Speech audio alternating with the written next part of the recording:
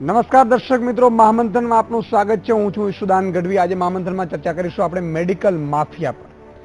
જે રીતે ગુજરાતમાં અને ખાસ કરીને વડોદરામાં જે ઘટના બની છે એ ઘટનાને લઈને આજે મહામંથનમાં આપણે ચર્ચા કરવાના છીએ। ગુજરાતમાં શિક્ષણ ક્ષેત્રમાં વર્ષોથી ભ્રષ્ટાચાર ચાલી રહ્યો છે। 1960 થી ગુજરાતમાં અનેક સરકારો આવી અને ગઈ। ગુજરાતમાં થયેલા શિક્ષણના વેપારીકરણને કોઈ સરકાર નાથી શકી નથી। તો હાલના સમયમાં શિક્ષણ મોંઘું થઈ ગયું છે। એવામાં બાળકને નર્સરીથી લઈને જુનિયર કેજી, સિનિયર કેજીથી માંડીને ડિગ્રી મેળવે ત્યાં સુધી સતત ડોનેશન રૂપે, લાંચ રૂપે લાખો રૂપિયા વાલીઓએ ખર્ચવા પડે છે। સુમનદીપ વિદ્યાપીઠનો મામલો તો બહાર આવ્યો એટલે લોકોને ખ્યાલ આવ્યો। બાકી ગુજરાતમાં સુમનદીપ જેવી તો અનેક શિક્ષણની સંસ્થાઓ છે જે નર્સરીથી લઈને વિવિધ ડિપ્લોમા, ડિગ્રી કોર્સ માટે લાખો રૂપિયા લાંચ રૂપે સ્વીકારે છે। સુમનદીપ વિદ્યાપીઠના ચેરમેન મનસુખ શાહ 20 લાખની લાંચ લેતા ઝડપાયા। માત્ર 14 વર્ષના સમયગાળામાં કરોડો રૂપિયા શિક્ષણમાં ભ્રષ્ટાચાર કરીને ભેગા કર્યા। હવે ઝડપાઈ ગયા એટલે સમગ્ર મામલો પ્રકાશમાં આવ્યો છે। મનસુખ શાહ જેવા અનેક કૌભાંડીઓ શિક્ષણ ક્ષેત્રમાં કાળો કારોબાર કરી રહ્યા છે। કાળા કારોબારીઓને રાજકીય નેતાઓનું પીઠબળ હોય છે। સામાન્ય લોકોની મહેનતના રૂપિયાને લાંચ સ્વરૂપે સ્વીકારીને અનેક શાળાઓ, કોલેજો, યુનિવર્સિટીઓ લાખો રૂપિયાના આસામી બની ગઈ છે। વાલી પોતાના સંતાનના ઉજ્જવળ ભવિષ્ય માટે તનતોડ મહેનત કરીને લાંચ રૂપે નાણાં આપે છે। ન આપે તો સારી શાળા, કોલેજ કે યુનિવર્સિટીમાં એડમિશન મળતું નથી। શું સરકાર, કાયદો, ભ્રષ્ટાચાર વિરોધી સંસ્થાઓ શિક્ષણમાં ફેલાયેલા ભ્રષ્ટાચારને નાથી શકશે? જોઈએ મેડિકલ માફિયા।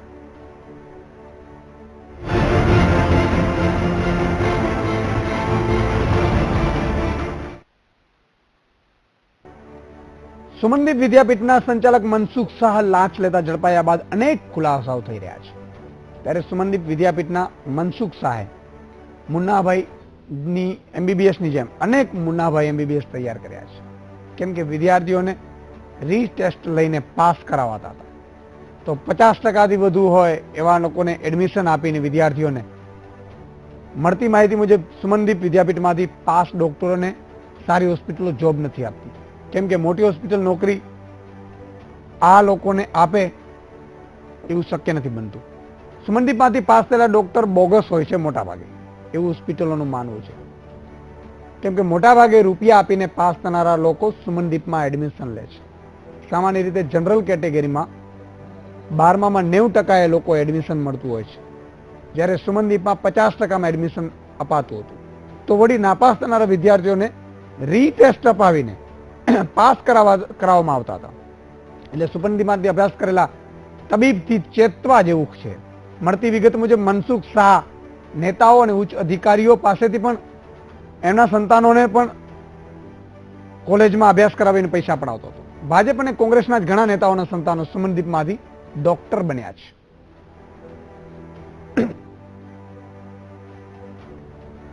સુમનદીપ યુનિવર્સિટીના લાંચિયા ચેરમેન મનસુખ શાહનું વધુ કૌભાંડ બહાર આવ્યું છે, જેમાં તેમણે 6ની હોસ્પિટલનું ટ્રસ્ટી પદ પચાવી પાડ્યું હોવાનો પણ આક્ષેપ થઈ રહ્યો છે।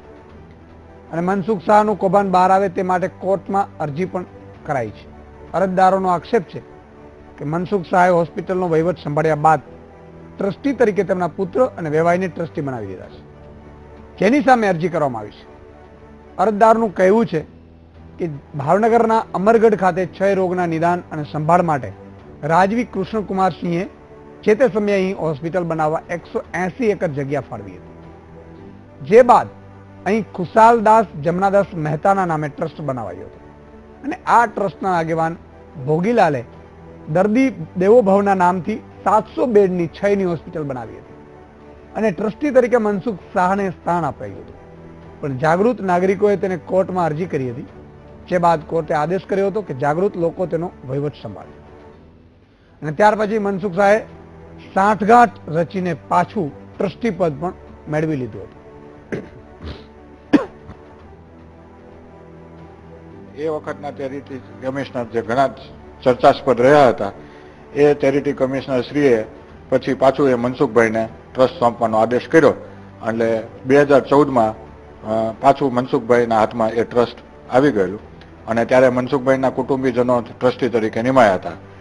ત્યારબાદ મનસુખભાઈએ પોતાના અંગત કુટુંબીજનોને દૂર કરી ટ્રસ્ટી તરીકે અને એમના પુત્ર અને એમના વેવાઈ ને ટ્રસ્ટીઓ તરીકે નિમાતા. હવે સાયલન્ટ. કોર્ટમાં અરજી કરનારા અરજદાર રાજેશ મહેતાનો આક્ષેપ છે કે અમરગઢ કોલેજમાં પણ મનસુખ શાહે લાંચનું કૌભાંડ આચર્યું હોવું જોઈએ. આ કોલેજમાં 200 થી વધુ વિદ્યાર્થીઓ અભ્યાસ કરે છે, પણ કોઈ તેમના ડરથી બોલવા તૈયાર નથી. પરંતુ વર્ષ 2013માં તેઓ હોસ્પિટલનો ચાર્જ લેવા ગયા તે વખતે અહીંથી મોટી સંખ્યામાં વાલીઓની સહીવાળા ચેક મળ્યા હતા, જેનો આંકડો કરોડો ઉપર જાય છે.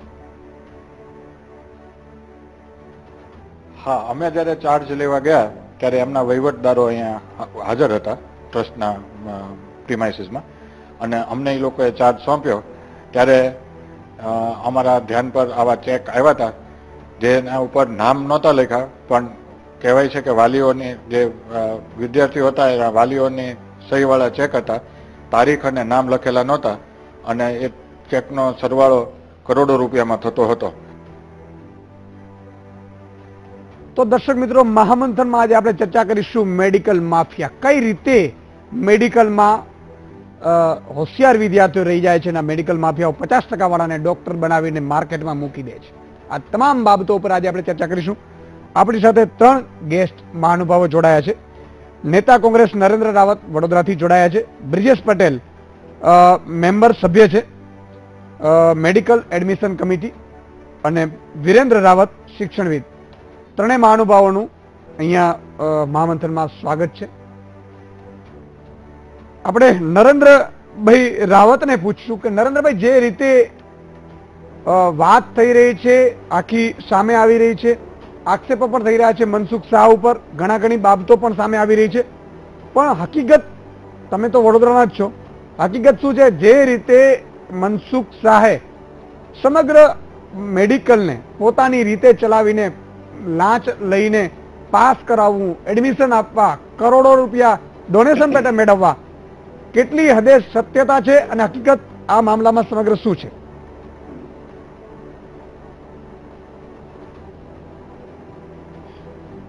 બે 2003ની એનડીએની સરકારમાં એમને સૌપ્રથમ મેડિકલ કોલેજ ખોલવાનું ગુજરાત રાજ્યમાં બહુમાન મળ્યું હતું, એટલે કે સેલ્ફ ફાઇનાન્સ કોલેજ.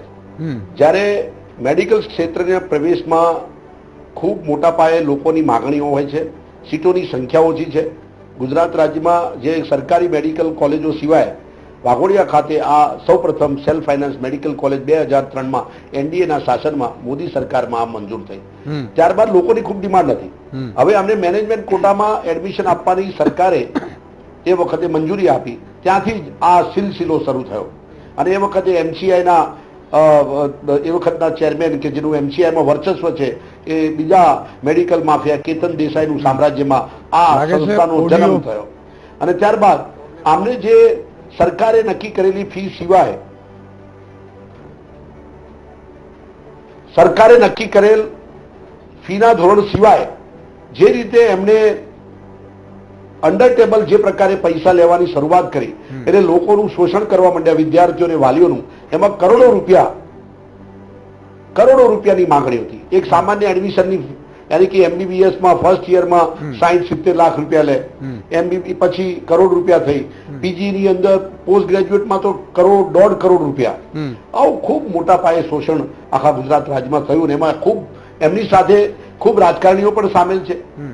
ઘણા બધા વડોદરા શહેરમાં અમે જાણીએ છીએ ત્યાં સુધી છેલ્લા 15 વર્ષમાં જે એમને સામ્રાજ્ય ઊભું કર્યું એમાં 1000 કરોડથી વધારે એમની સંપત્તિ અને એમની સાથે રાજકારણીઓ સામેલ છે. અને સૌથી મોટું પીઠબળ એમાં ભારતીય જનતા પાર્ટીના મુખ્ય નેતાઓ અને ચીફ મિનિસ્ટર સુધીના નેતાઓ આમાં સામેલ છે.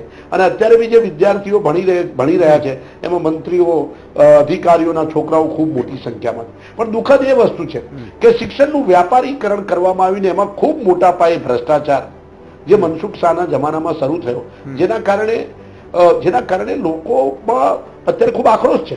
પણ તમને એ પણ વાત કરું કે એ તો પૈસા ઉઘરાવતા હતા, પરંતુ મેડિકલના વિદ્યાર્થીઓને પાસ ફેલ કરવા, એક્ઝામમાં બેસવા દેવામાં, એમાં પણ જો 20 લાખ રૂપિયા જેટલી માતબર રકમ લેવામાં આવતી હોય, એ વિદ્યાર્થીનીને વાલીને અભિનંદનને પાત્ર છે.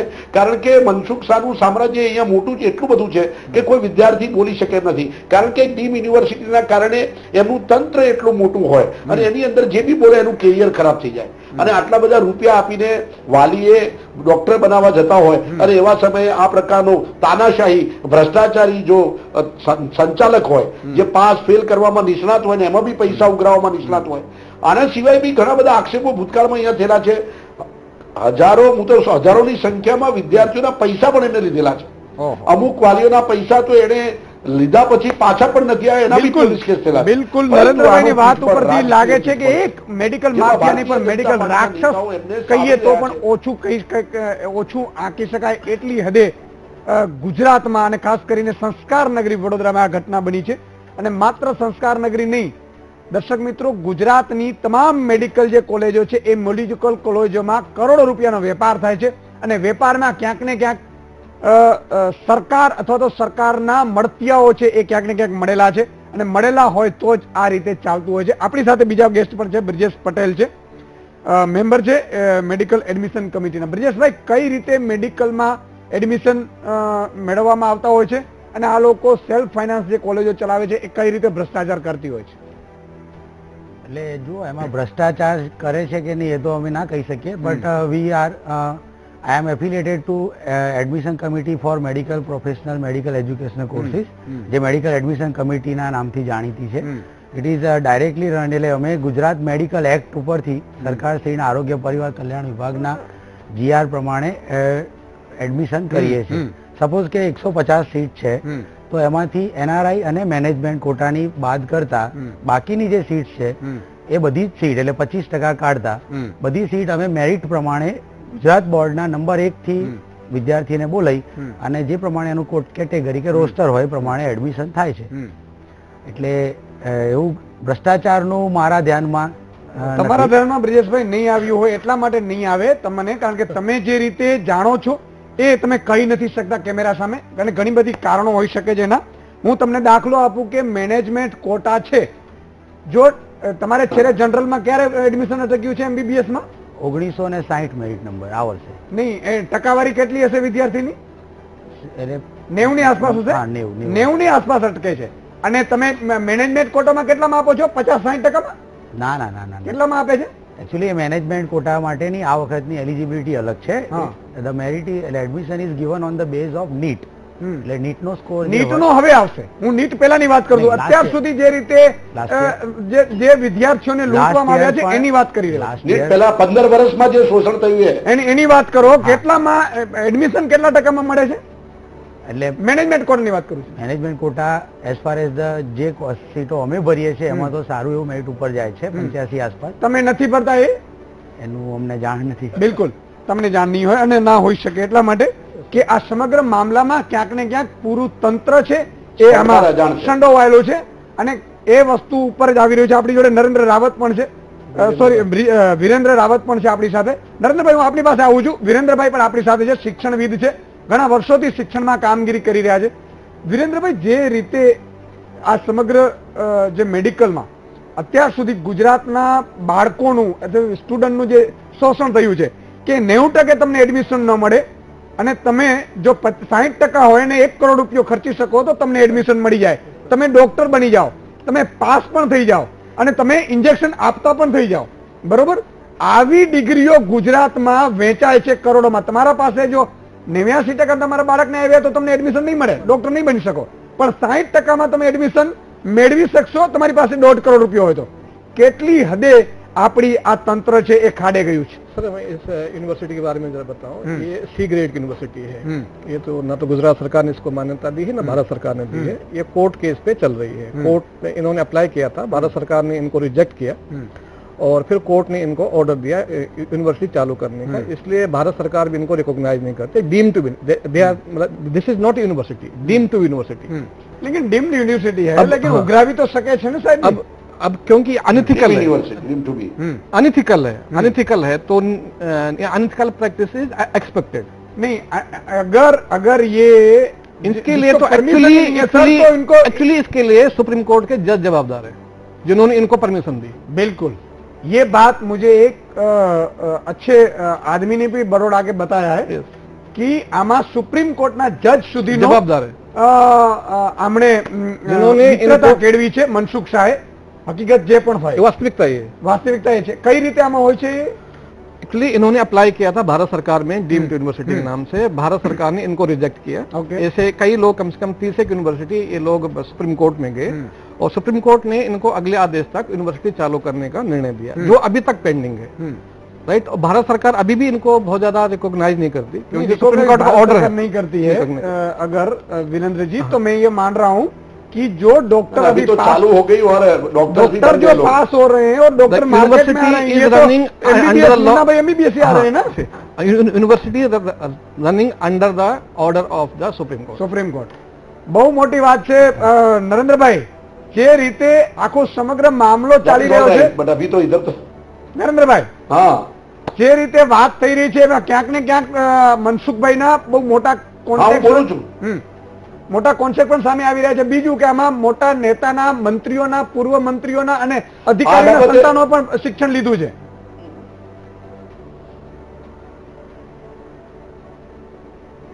ચોક્કસથી આ બાબતે જે રીતે આપણા એસીપીસીના મેમ્બર બ્રિજેશભાઈએ કહ્યું કે અમે કેટલી સીટો આપીએ છીએ એના પછીનું એડમિશન કેવી રીતે આપવામાં આવે છે એનો અમને ખ્યાલ નથી। અને હું બ્રિજેશભાઈને એ પૂછવા માંગુ છું કે ગુજરાત રાજ્યમાં આ મેડિકલ કોલેજમાં સેલ્ફ ફાઇનાન્સ કોલેજ નહીં, ગુજરાત રાજ્યમાં રાફડો ફાટેલ છે। એક પણ સરકારી કોલેજ ભારતીય જનતા પાર્ટીની સરકારે ખોલી નથી।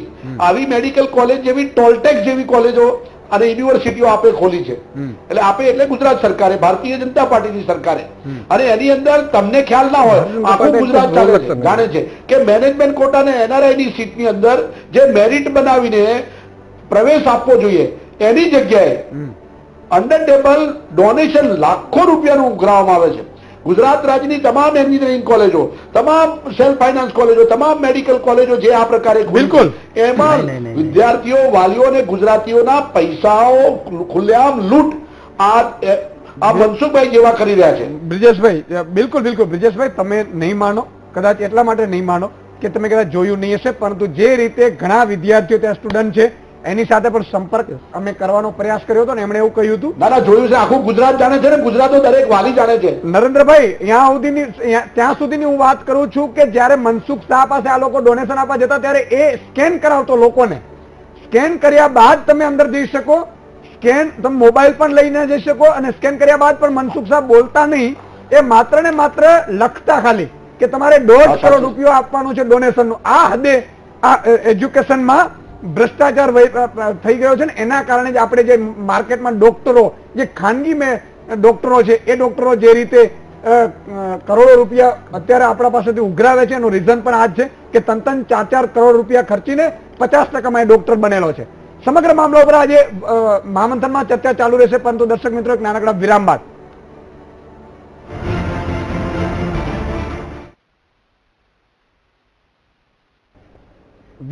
ફરીથી સ્વાગત છે મહામંથનમાં। मेडिकल माफिया पर આપણે ચર્ચા કરી રહ્યા છીએ। वीरेंद्र जी, मैं ये आपको पूछना चाहूंगा कि ये अगर सपोज कि ये मान्यता प्राप्त नहीं है, डिम्ड है, मान्यता प्राप्त तो है ही, डिम्ड है तो, लेकिन डिम्ड है, लेकिन क्या इसको अधिकार है और ये किस तरह की प्रोसेस पूरी होती है और उसके लिए जिम्मेदार कौन होता है? इसका मेन तो MCI, medical council of India को इसका ज्ञान लेना चाहिए कि जो C ग्रेड की यूनिवर्सिटी है उसको एफिलिएशन वैसा तो नहीं देना चाहिए। अगर देते हैं तो उनका पूरा चेक एंड बैलेंस होना चाहिए, और विदाउट मेडिकल काउंसिल की ब्लेसिंग से ऐसा होना संभव नहीं है। बिल्कुल, मेडिकल काउंसिल आમાં જવાબદાર છે। હું દર્શક મિત્રો અને નરેન્દ્રભાઈ, મેડિકલ કાઉન્સિલ ઓફ ઇન્ડિયામાં અત્યારે જે અધ્યક્ષ છે, હું આપને જણાવી દઉં કે જયશ્રીબેન મહેતા છે, અને જયશ્રીબેન મહેતા એ આ યુનિવર્સિટીમાં એટલે કે સુમનદીપમાં પ્રો વીસી રહી ચૂક્યા છે, એટલે કે મનસુખ શાહ જોડે રહી ચૂક્યા છે। એટલે જ્યારે પણ ઇન્સ્પેક્શન આવતું હોય વર્ષે MCI નું, તો એ ઇન્સ્પેક્શનમાં આ કોલેજને કોઈ પ્રોબ્લેમ આવતું નથી, એવું સ્પષ્ટપણે માનો છો તમે?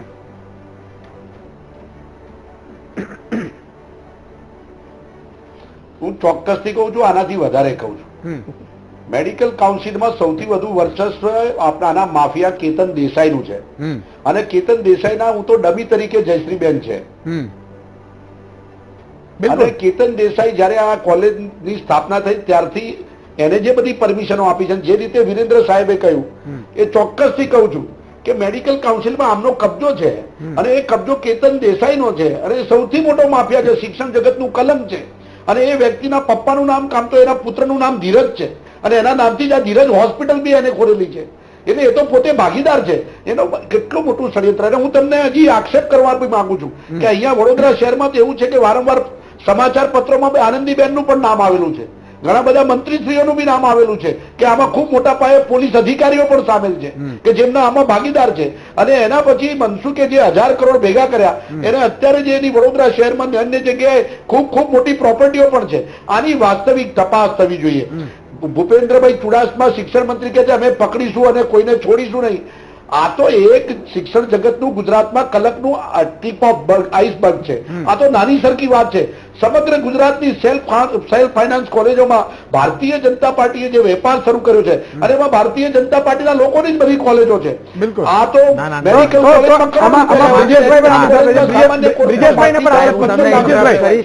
બ્રિજેશભાઈ, જે રીતે અત્યારે કેટલી કોલેજો છે, કેટલી બેઠકો છે અને કેટલી બેઠક ઉપર તમે ભરતી કરો છો મેડિકલ કાઉન્સિલ? હા, એટલે એસીપી એમઈસી જે મેડિકલ એડમિશન કમિટી છે એના અંડરમાં ટોટલ અત્યારે 21 મેડિકલ કોલેજો છે, જેમાંથી 6 સરકારી અને 15 સેલ્ફ ફાઇનાન્સ કોલેજો છે. અને એમાં 3 એટલે મેરિટ બેઝ એડમિશન થાય છે. સરકારની સીટો જે છે એમાં 2 કોટા છે, 15% ઓલ ઇન્ડિયા કોટા જેમાં ઓલ ઇન્ડિયાથી એડમિશન થાય છે, બાકીનો સ્ટેટ કોટા જેમાં રિઝર્વેશન અને બોર્ડ પ્રમાણે પ્રોએટા પ્રમાણે મેરિટથી એડમિશન થાય છે. As far as the private college is concern, એમાં મેં કીધું એમ કે એનઆરઆઈ મેનેજમેન્ટ બાદ કરતા બાકીની 75% ડોનેશન લઈ શકે કે નહીં આ મેડિકલ કોલેજમાં? આમાં એવું છે કે મેરિટથી એડમિશન થાય, એની ફી રેગ્યુલેટરી કમિટી એક ફી નક્કી કરે છે કે જેની ફી 3 લાખથી માંડીને 6 લાખ સુધીની છે, જે સ્ટેટ કોટાની સીટ અમે ભરીએ છીએ એમાં કમિટી ભરે છે. એમાં બાકીની જે એનઆરઆઈ ને મેનેજ બ્રિજેશભાઈ તમે વીટીવી ના દર્શકોને જણાવશો, વચ્ચે રોકવા માંગુ છું. બ્રિજેશભાઈ, મારું શું કહેવું છે કે ગુજરાત સરકારે જે રીતે 2000-5000 માં જે પહેલા મેડિકલમાં ડોક્ટર થતા હતા એવી એક પણ કોલેજ સરકારે ખોલી છે ખરી? તમે જે વાત કરો છો કે અમુકમાં ફીસનું ધોરણ છે 3 લાખ રૂપિયા, એ 1 વર્ષનું છે કદાચ. હા, 1 વર્ષ. તો મારું કેવું કે હાયર ફીસ સિવાય સામાન્ય માણસ, ગરીબ માણસ મેરિટમાં આવ્યા પછી, જેમ અમે પોતે એન્જિનિયર બન્યા તો 2000 માં, મારા સમયમાં ડોક્ટર વાલે આજથી 15-20 વર્ષ પહેલા. અને એટલા માટે નરેન્દ્રભાઈ, એટલા માટે એ ડોક્ટરો 50 થી 100 રૂપિયાથી વધારે ફીસ નથી લેતા. અત્યારે ગુજરાતમાં એવી હાલત થઈ ચૂકી છે. બિલકુલ નરેન્દ્રભાઈ, બિલકુલ નરેન્દ્રભાઈ, તમારી એકદમ વાત સાચી છે. અને એટલા માટે જ અત્યારે જે ડોક્ટરો ખાનગી પાસે જાઓ છો તો તરત જ એ લોકો 800 ને 1000 ના બિલ બનાવે છે. એટલું જ નહીં, જયારે ડિલિવરીની વાત આવે ત્યારે હંમેશા એવો ડર હોય છે કદાચ સિઝેરિયન કરી નાખશે આ ડોક્ટર, અને છેલ્લી ઘડીએ સિઝેરિયન કરે છે અને 30-30 હજાર રૂપિયા પડાવે છે. આ ગુજરાતની હાલત છે. મોટા ભાગે સિઝેરિયન ફાઇનલ જ હોય. અને સરકારી હોસ્પિટલની મોટા ભાગે હાલત બહુ ખરાબ છે, એટલે ખાનગી હોસ્પિટલમાં મજબૂરીએ જવું પડે છે. વિરેન્દ્રભાઈ તમારું, બ્રિજેશભાઈ તમારું, નરેન્દ્રભાઈ ત્રણેયનું મહાનુભાવનું સમયનો અભાવ છે. ખૂબ ખૂબ આભાર મહામંત્રમાં. દર્શક મિત્રો, જે રીતે ગુજરાતમાં મેડિકલ માફિયાની આપણે જે વાત કરી રહ્યા છીએ, મેડિકલમાં એડમિશન લેવું એટલે માતા પિતાને 10મા ધોરણથી ટેન્શન હોય છે, 10મા 12માંથી, અને 12મામાં જો 89% આવે તો તમે 2 કરોડ રૂપિયા હોય તો તમે એડમિશન મેળવી શકો છો, બાકી મેળવી શકતા નથી. એટલે કે આપણી આસપાસ જે ડોક્ટરો ફરી રહ્યા છે, સુમનદીપ જેવી યુનિવર્સિટીમાંથી જે ડોક્ટરો ફરી રહ્યા છે, એનાથી એટલા માટે ચેતજો કે 50%થી રૂપિયાને લાંચ આપીને એ પાસ થયેલા હશે. અને એટલા માટે જ તમારા માટે પણ ખતરા, હેલ્થ માટે પણ ખતરો છે. પરંતુ આ સરકારને, આ તંત્રને આ દેખાતું નથી, એટલા માટે કે એમણે પાટા કદાચ બાંધી લીધેલા હોય છે. માત્ર તપાસની વાતો કરવી અને એક્શન લેવું એમાં ફરક હોય છે. આપણે આશા રાખીએ કે મનસુખ શાહ સહિતના જેટલા પણ શિક્ષણ માફિયા હોય એને એની સામે એક્શન લેવાય, અને ખાસ કરીને આવી યુનિવર્સિટીમાં MBBS, મુન્નાભાઈ MBBS ન થાય એવી આપણે અપેક્ષા રાખીએ. આજે બસ આટલું જ. ફરીથી મળીશું આવતીકાલે. ત્યાં સુધી મને રજા આપશો. નમસ્કાર.